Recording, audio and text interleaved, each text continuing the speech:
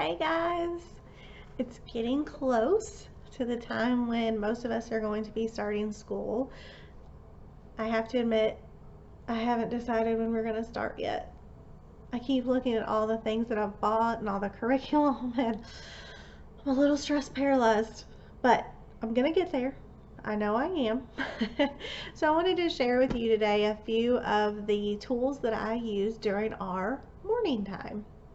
So morning time doesn't have to be in the morning. We've often done it in the afternoon around lunch. I find that kids listen really well when their mouths are full, so that's a good time to read to them while they're eating lunch. Basically, morning time is a time to fit in all the things that you want to make sure your homeschool day includes, but they often get pushed out for the math and the science and the social studies and the language arts that you have to do. I find that this is the time that I get to do some of the things with the kids that I started homeschooling for in the first place. And if I don't make this intentional time for it, it gets pushed to the wayside. And then weeks have gone by and we haven't done it. And I find that this is the time when I get to hear their hearts, and we're building relationships with each other and with myself and them. So it's quickly become one of my favorite times of the day, whether it's in the morning or in the afternoon. And I know that it can be intimidating to put pressure on yourself to do something every single day. So I usually give myself one day off from morning time, just as a little breather. To catch up on some things that we might need to get done, or to give myself a little extra time in the morning for myself. And I also don't make myself do it at a certain time of day. It's commonly called morning time, but sometimes we do it in the afternoon. We've been known to do it in the evening when the kids, when the dad gets home, my husband gets home, and he can do it with us. And it's been a real blessing for us all the way around.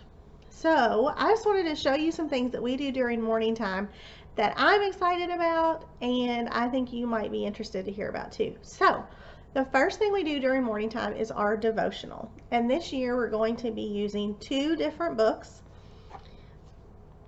How Great is Our God and I Am, 40 Reasons to Trust God.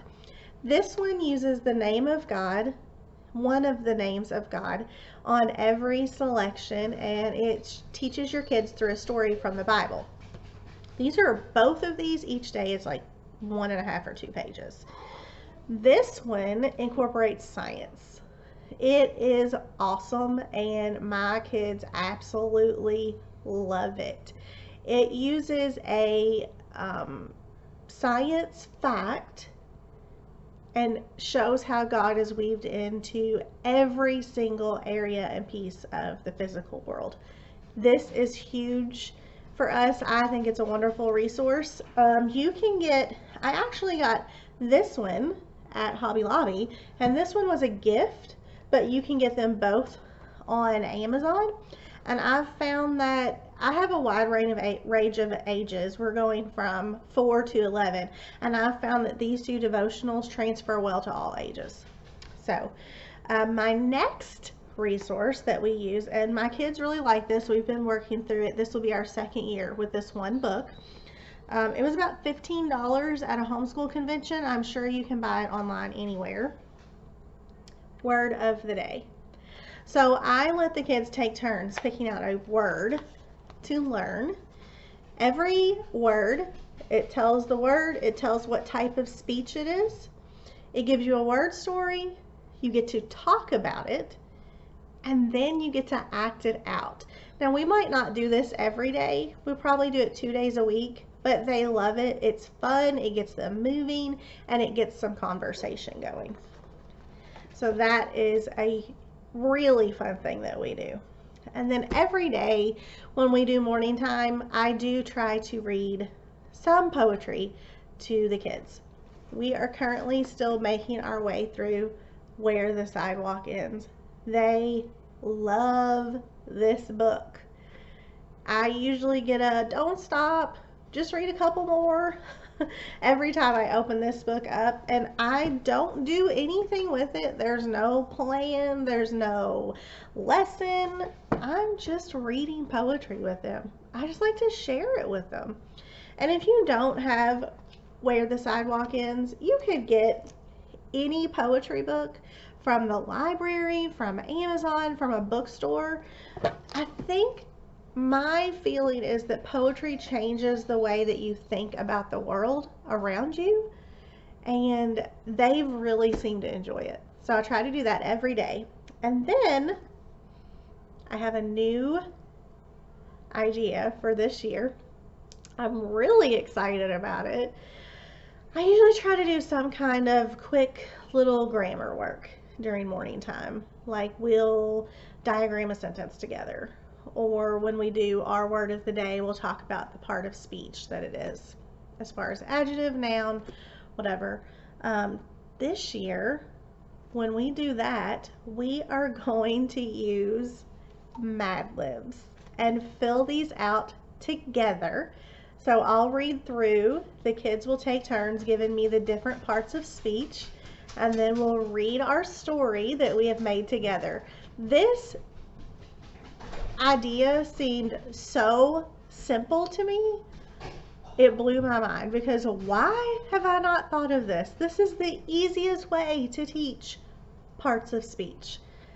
So I'm going to let you know how this goes after we start it. I'm really excited. And then usually during morning time, I do our fiction read aloud. Currently, we are getting ready to start The Adventures of Tom Sawyer. These classic starts books are an excellent option for elementary age kids. If you want them to hear a classic, it's abridged, it's a good translation, it's a good option for classic stories. We just finished Charlotte's Web and we celebrated by watching the movie. So if there's any way I can do a little bit of a book celebration at the end of a read aloud, I try to do that by a movie or a special treat. So we're getting ready to start this, and this will happen during morning time. I hope that these suggestions have helped you as you look toward planning your school day. I do want to give you one more little hint. We don't use a schedule for our day. I feel bad even saying that out loud, because I am a person who does well with routine, but having our day scheduled out hour by hour did not go well when we tried it. So we follow more of a rhythm. We have some things we try to do in the morning, lunch, afternoon, late afternoon. Give yourself grace.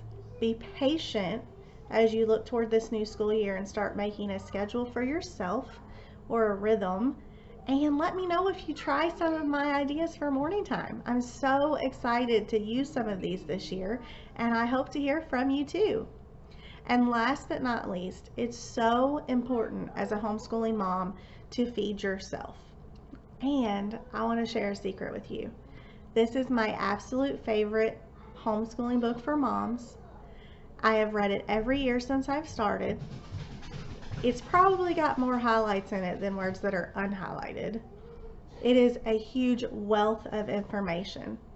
Teaching from Rest, A Homeschooler's Guide to Unshakable Peace by Sarah McKenzie. Get this book as soon as you can. It will change the way you look at schooling your kids. Happy homeschooling!